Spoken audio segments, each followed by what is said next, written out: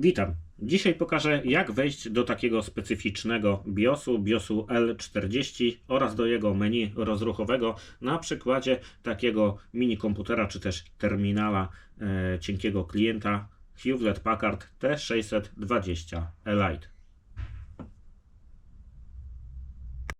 Dobrze, na początek wejdziemy sobie do BIOSu, odpalamy klienta i od razu jak pojawi nam się znaczek Hewlett Packard, to wciskamy cały czas F10. Najlepiej już od samego początku.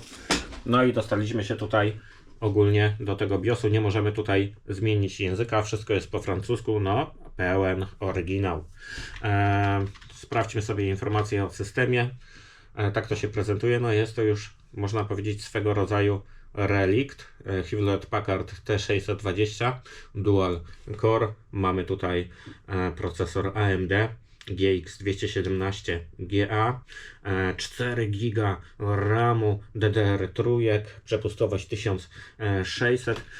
No i tak to wygląda. Sprawdzimy sobie tutaj na szybciutko, jak to po kolei się prezentuje w tym BIOSie.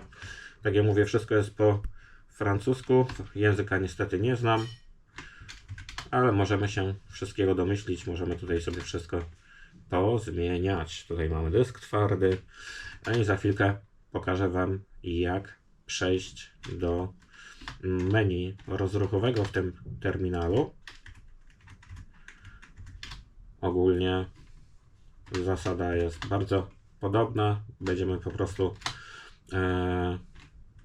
wciskać klawisz F9 zamiast po prostu F10, bo F10 aktywuje nam właśnie menu tego systemu BIOS, a F10 daje nam możliwość ingerencji w rozruch tego sprzętu. Możemy tam zmienić sobie, czy ma być uruchamiany z pozycji USB, czy po prostu z czegoś innego. Dobra, tak pokrótce prezentuje się to.